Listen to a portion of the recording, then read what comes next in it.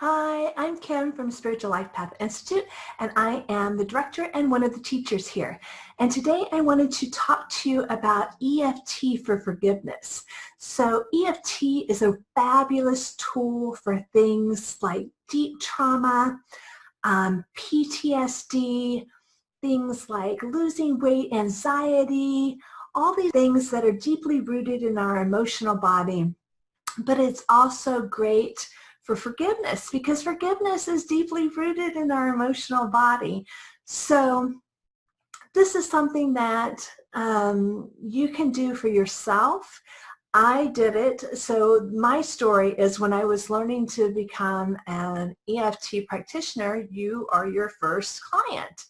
And you had to list 3 things that you were going to work on for yourself. And at first I thought, oh, I don't have 3 things. What am I gonna tap on? So I found that I had a lot of things that I was holding inside of me that went back to childhood.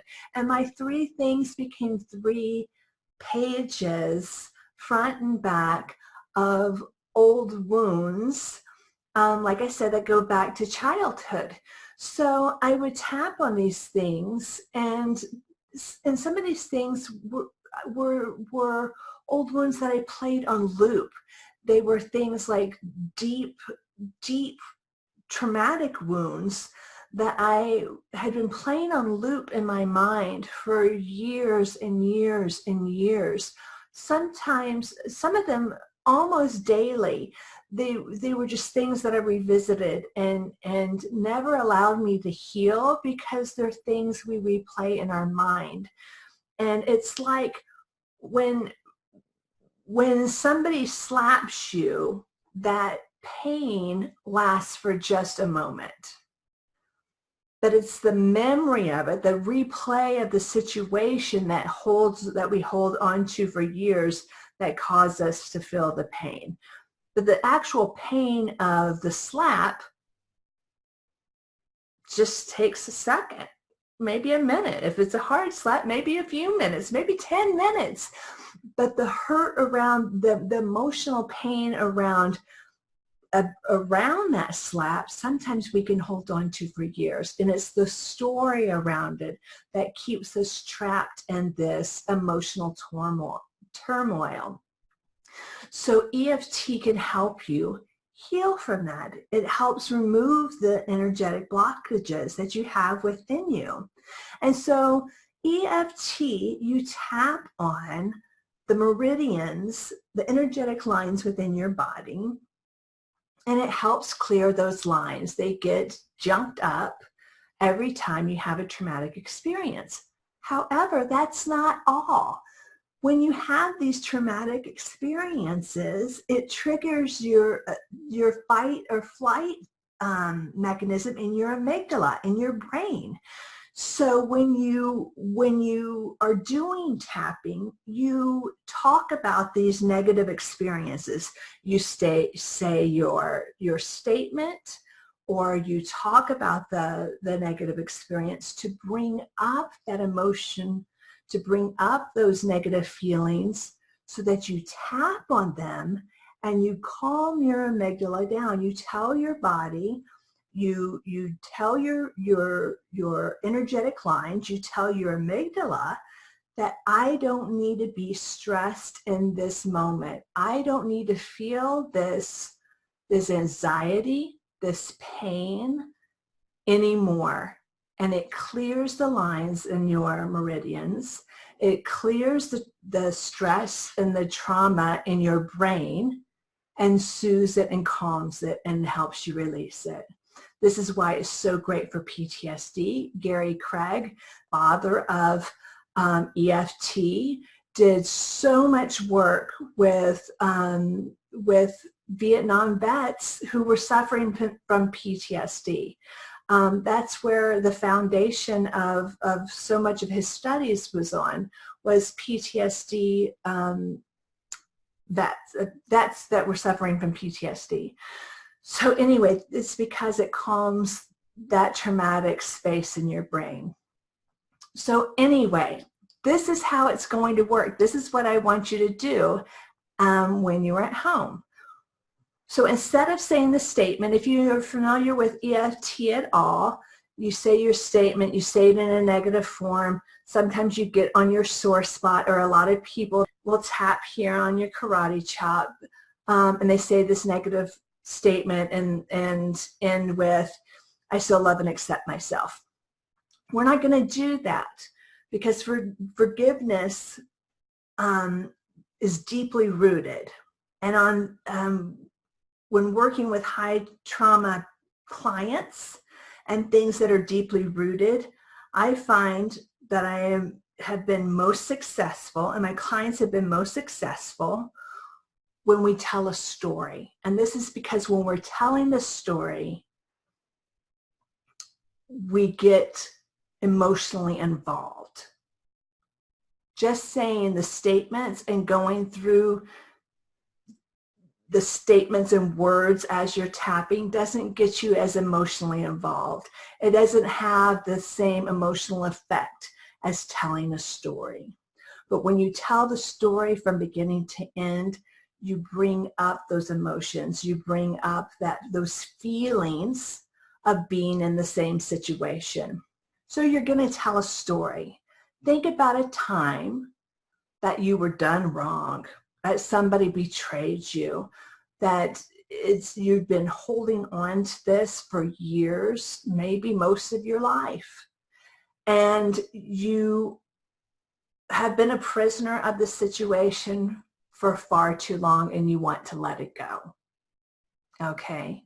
This is for you. It's not for them. It doesn't have anything to do with the person that wronged you. You don't have to be friends with them. You don't have to tell them that this is something you're doing. You don't have to let them know that you've forgiven, because it's not about forgiving what happened. This is about forgiving the event that you're holding on in your body. Okay? This is about forgiving what you're holding on to in your body, in your mind, and letting it go. So it has nothing to do with the other person. It is for your own sake.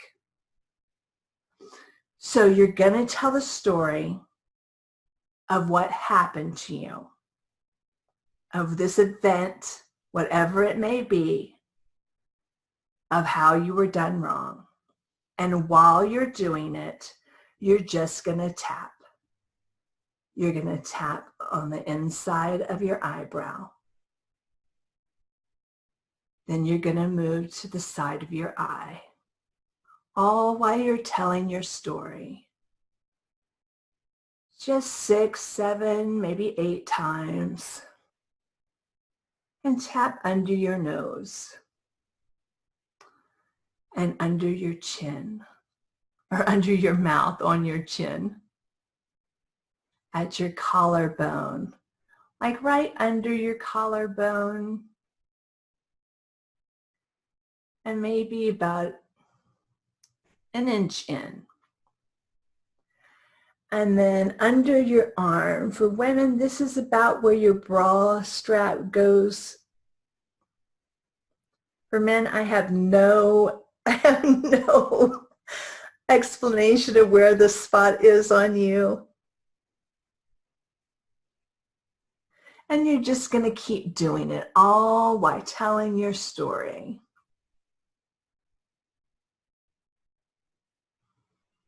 From beginning through all the gory details to the very end.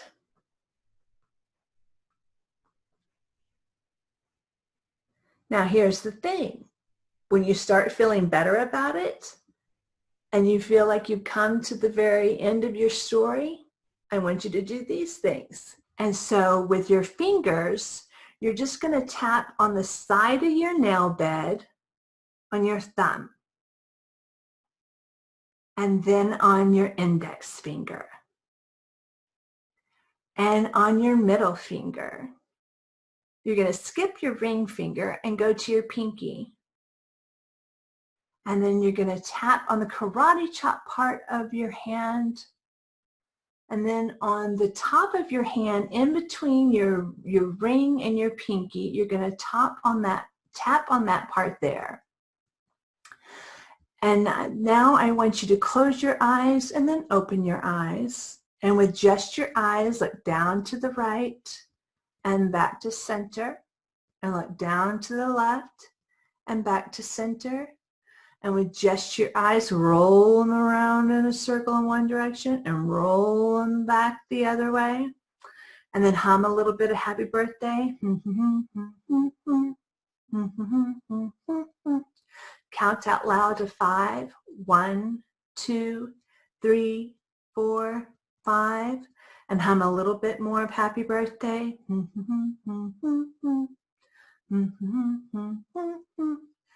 And take a deep breath and let it out. And you can stop tapping. And then reassess how you're feeling about the situation. And do this as many times as it takes with as many situations as you can think of. If you have a notebook, write all of them down. Make a list, 1 through whatever, 1 through 100 if you have to. And just go through as many people, as many situations, because this is what I've learned, is that you can blanket forgive somebody, but you will still feel triggered about certain events, that you actually have to go through certain events to be able to heal from those events instead of blanket forgive a person. So when you get to the point where you don't feel emotionally triggered, that's when you know you've healed it and that you are able to release it. You no longer have those blockages in your meridians, and you no longer have that stress response in your amygdala. So that's when you've reached the healing process, and you've healed and you've forgiven completely, when you no longer have those emotional triggered responses. So there you have it. I hope this has helped you. If you want to book a one-on-one appointment, visit our website under services. I would love to help you out. If you want to leave a comment or have a question, drop them below, and we will see you back here for another video. Lots of love and many blessings. Bye.